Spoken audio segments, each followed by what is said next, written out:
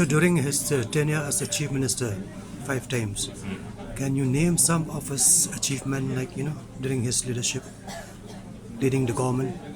There are too many. There are too many. You see, Few depending major- on different times, the given circumstances, what we do may be relevant at that point of time, and even small things matter.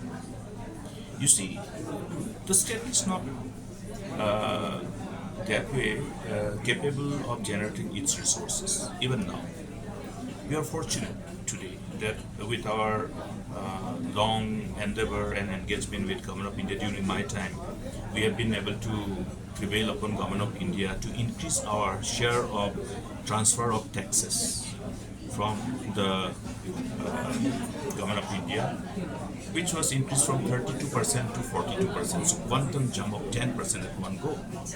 In the preceding decades, it wasn't. So state has always grappled, even the nation as a whole. Remember when Government of India had to mortgage the gold? We have gone through all kinds of challenges, ups and downs, from the perspective of the fiscal health of the country as a whole, and then the resultant ramification and impact on the states. Despite that, lots of initiatives, number of initiatives. The days when the nation was confronted by resources crunch, therefore the resultant impact on the state's fiscal health. So I remember him taking a bold decision in creation of new districts, Riboy, Bakmara, that is South Karais. Then also taking number of decisions together. One is to put an end to some controversial issues which always remain as a bone of contention and remain as a source of controversy. Example, Meghalaya Board of School Education. See, so when we were in the government, there was a time when we were disturbed by the fact that all the time, that Meghalaya Board of School Education used to become a bone of contention. For whatever reasons. I don't want to elaborate on that. But one thing, since he started his innings from the first house of our assembly, so he knew everything. So the overall bone of contention which revolved around Meghalaya Board of School Education was basically because the Principal Act, when it was enacted in 1973, the headquarters was not indicated. Therefore, it left a room for anybody to create that, sense of doubt that maybe this headquarters is going to be shifted, this headquarters of ambush is going to be shifted. And that became another weapon which could be weaponized by any political party. The result is unpleasant, mistrust between two major communities of the state, thereby having a ramification on the sense of oneness of our people. So, me and Dr. Lapang discussed, and I contended. I tried to also tell him that maybe it is up to us to shoulder this responsibility to put an end to that area which can be weaponized politically by many, adventurous politicians. Then he said, Mukul, touching this, it is like playing with fire. Are you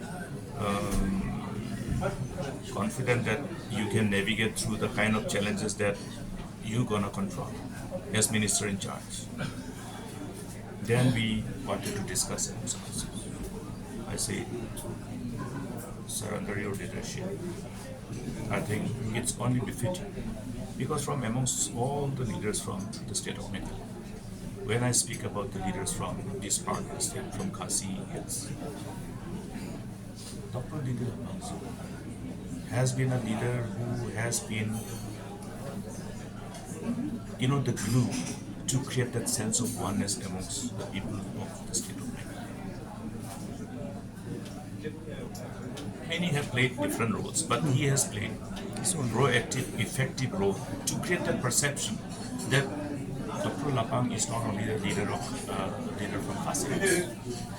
People of Garo Hills perceived him as a leader who definitely has taken cognizance of his responsibility towards all the major three tribes of the state. And therefore, his ability to absorb, comprehend, and also to adopt a strategy to overcome challenges of this nature became much more easily to him. So therefore, he gave me a mandate, go ahead, put an end to this. We did it. So you look at the Principal Act of 1973 of Meghalaya Board of School Education and the amended Act of 2006 of Meghalaya Board of Education.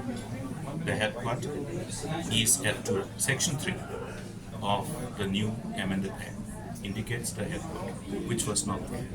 It was added.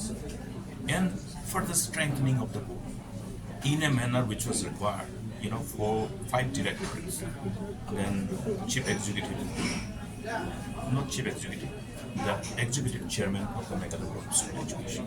Subsequently, it has put an end to this kind of possible areas which could have been used or misused by political leaders to create that whole. Sometimes we politicians tend to, depending on the challenges, circumstances to which one is exposed to, always try to whip up any issue which can be beneficial for them for their electoral victory. So therefore, certain things which have been available in respect of this kind of decision which was taken by earlier government and left the space for any kind of weaponization was put to an end. That is one of the examples of our mutual trust and confidence that we both, with Dr. Lapang and I had personally. And so we many such challenging decisions which we took. Many things. Deciding to bring railway to Garo Hills. In earlier, the railway head was supposed to be in Depa. Depa, Dainatu. There was stiff resistance at that point of time, between 93 and 98. And then government gave up. That we don't want to be confronted by all those, social unrest, political unrest because of railway line. We gave up. But then when we came back to power, I requested Dr. Lapang, in respect of Garo Hills, though there was a stiff resistance, let us reopen and then engage with the people.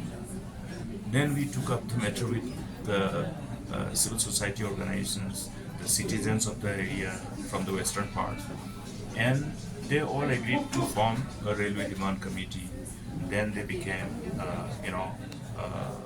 the available mediator between the government and the people, and ultimately agreed to give a proposal that let there be a railway head in Garo Hills, which need not be in Depa, change the alignment.